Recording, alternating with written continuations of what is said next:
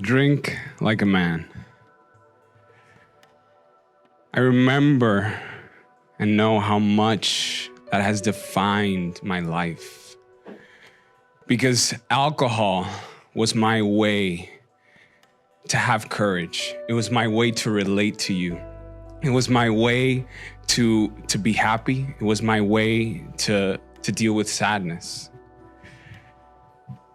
I grew up in the Dominican Republic. And if you're not familiar with it, it's a Caribbean island where fun, excitement, great food, basically you have access to anything and everything you want, and it's not a lot of boundaries.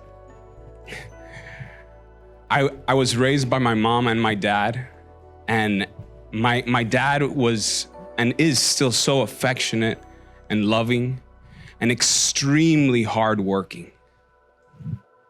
My mom, who is a hippie at heart and a hippie in life, she was also the disciplinarian in our home, and she gave me structure, she gave me good manners, and she introduced me to a relationship with God. We didn't have everything when we were growing up, but we had fun. And there was dancing, and there was family, and there was drinking. I remember when I was 6 years old and I was playing with my friends, and we were playing hide and seek, and we were running past my dad, and my dad just grabbed me and he put me on his lap, and he grabbed this cup, and it looked like apple juice to me. So he brings it up to my mouth and he says, "Take a sip." And I did. And I remember it being so bitter, and I almost spit it back up, and my dad just laughed, and so did his friends. And he said, "Johann, you gotta learn how to drink like a man." And he set me down, and I ran off. But I remember looking back and saying, I gotta learn how to do that. I gotta learn how to do that, because that's what a man does. And not too long after, I got to go to Disney. Any Disney fans in the house? Yeah.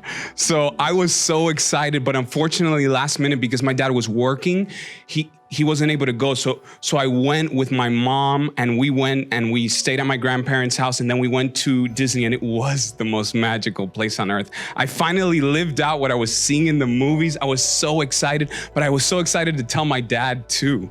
So when we got to my grandparents' house the night before, I was just planning and thinking, and the excitement and the emotion. And as I was thinking all that, all of a sudden I hear a scream. And I remember going outside, and I remember seeing my mom on the phone. And I remember I've never heard her scream that way. I never heard her cry that way. And what I was thinking is, I gotta help her. I gotta do something. So I went up to her, and I'm hearing her, and she looks at me, and she kneels down, and she says, "Johann, you gotta tell your dad that we're not coming home unless he leaves the woman that he's seeing." What does that mean? I remember feeling so alone. I remember thinking, what is my dad doing? I love him, and what is going on? Aren't we enough? I remember getting on the phone though, and just saying it. "Dad, we're not coming home unless you stop seeing that woman." And my dad was just screaming, "Your mom's lying, put her back on the phone." And I gave her the phone. And she was crying some more and screaming, and the call hung up, and my grandparents got around her, and the next day came, and we flew back, and I remember wanting to know what's going on, what's next. Is it over? What's going on? We got home. We had dinner. My mom wasn't really talking too much to my dad, but then they did. And there was drinking. And then it was fun again.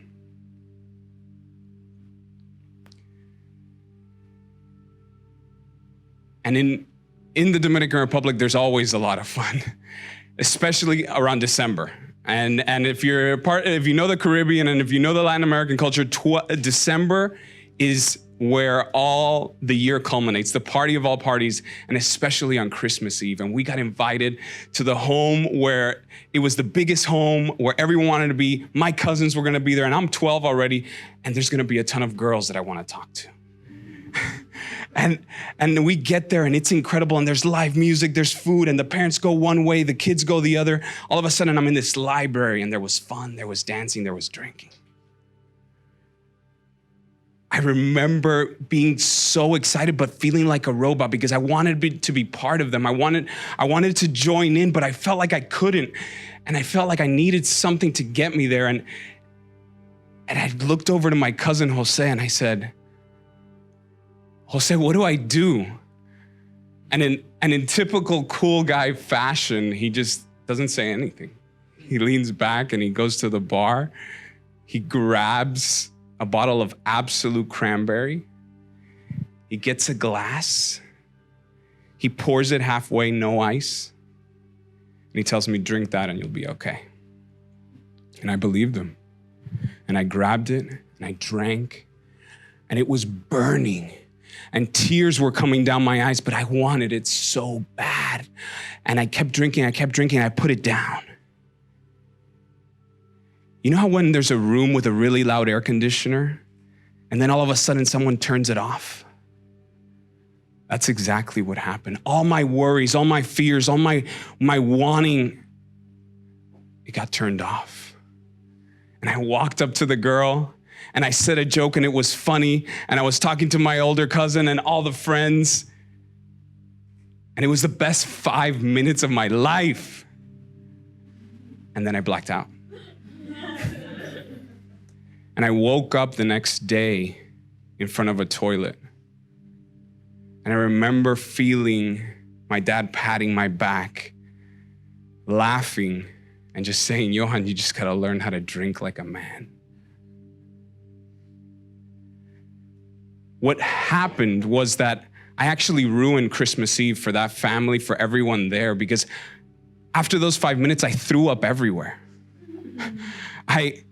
I made a fool of myself. I made a fool of my parents. They actually had to leave early, and I ruined Christmas because we were grounded. But what I heard my dad say, what I heard him say is that I just need to figure this out. And he was right, because if I could figure out how to extend these 5 minutes, then I could be courageous, that I could be the man.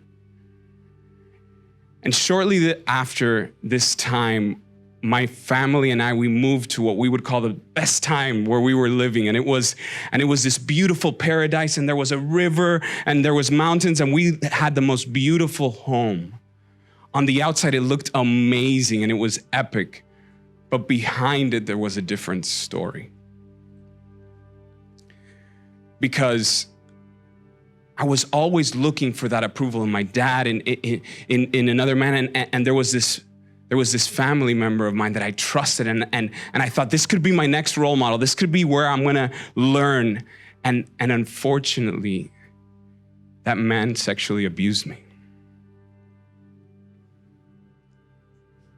And I remember walking away from that and thinking, I gotta tell my mom, I gotta tell my dad, I gotta do something. Why am I letting this happen?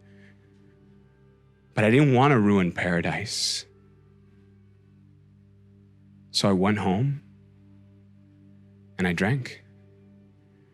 And I developed a habit that whenever I was feeling so stressed, whenever I was feeling the emotions, the guilt of all that, I would go out at night in my house and I would drink. And it would be fun again. I remember being 17 and my mom and dad were kind of arguing in the background. My sister and I were in the house. And all of a sudden we heard a smack. And I run over to my mom and dad's bathroom, and all of a sudden I see my mom getting pulled up by my dad, and she had fallen into the tub. And I said, what happened? I knew something was wrong again. I knew that something had happened, and we went to the doctor. My mom's skull had been cracked. And the doctor said that she could have died. And what I knew is that my dad and my mom were arguing, and it got so furious that my dad pushed her and she fell. And I had hate for my dad.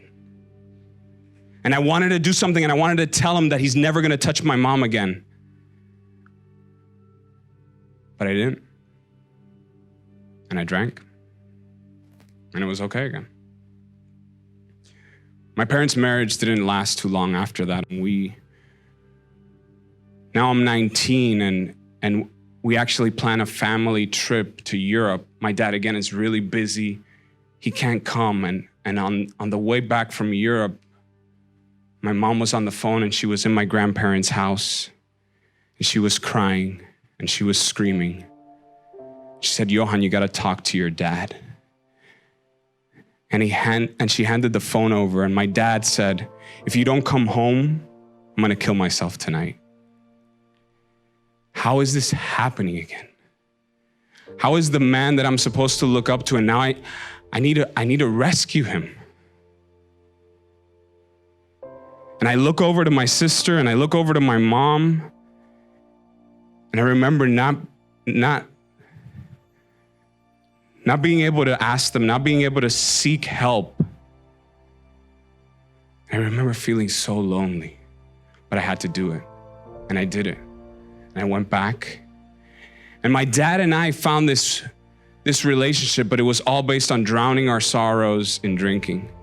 And we had good times, and we had really tough times. And that didn't last, because after 23, we realized we needed to separate from each other. And I got this chance. I got this chance to go to Miami, and I asked my mom, and I said, "Hey, I want to start over. I want to start something new." And she said, "Come on over." And I had all these dreams and goals, and I enrolled in college, and I was looking for jobs. But what I didn't know was that I was bringing back with me that lifestyle. And what that looked like is that when I got to college and I joined a fraternity, I wanted to relate, and I wanted to know the people. I wanted to have friends. And what I did was I drank, and I had friends. But the problem was that in a period of a year, I had already flunked out of 2 colleges because I couldn't show up to class anymore. I had already quit 3 jobs because before they would fire me, because in the first couple of months, I was not showing up because of a hangover on a Tuesday. I remember being about almost 24, and my mom telling me that I had 2 weeks to get out of the house because she couldn't have someone living a life like that in front of my sister. I'm looking at homelessness. My own mom doesn't love me. And I have no hope, because the one thing that I knew was going to get me through it wasn't working anymore. So I had the best idea of getting my dad's gun, and I was gonna kill myself because I didn't know a way out. I didn't know what to do next, and I wasn't gonna be homeless. But something happened, and I got on my knees. And I didn't think God wanted anything with me, because how could he allow what happened? But I had nothing left, and I just said, "Help." And that was my form of a prayer. And the next day came, and all of a sudden I got a call. And my cousin's on the other line, and she's actually in a treatment center, and she wants me to give her a ride. I had nothing better to do, so I did. She asked me to take her to a recovery meeting. And she said, "Johann, do you think you have a problem with alcohol?" I said, "Maybe a little one." But I went in. And I heard my story. And I heard people that had been abused sexually by a man that they trusted.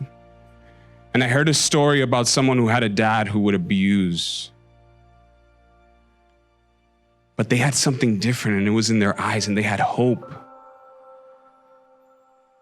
And they were overcoming it. And I kept showing up, and I kept showing up. And then I met another man. Someone that would coach me through what I was feeling, and told me that I didn't have to continue living like that.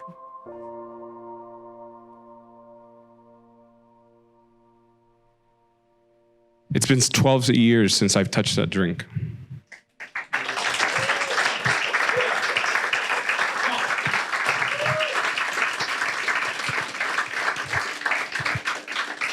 But through that process, it's been highs and lows. And I haven't had a perfect abstinence. But I have gotten a chance to get a new life and a new chance. And today, I know a new freedom and a new happiness. Today, I can look at my past and I'm not gonna suppress it. Because I have been able to have the conversation with my dad and tell him, you didn't have to work that much to give us what you never had. All I wanted was to spend time with you. All I wanted was for you to put boundaries and tell me what's right from wrong. All I wanted you was to guide me and give me hope.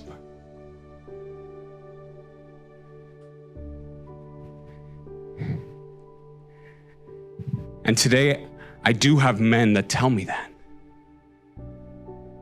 Today, I get an opportunity to share that story. And I went ahead and started a podcast called Drink Like a Man. And it's the story of people, men and women, who share their story of how they started an alcohol-free journey and how that was the catalyst to getting life change in their life. Today, I've learned how to drink like a man. Thank you for letting me share.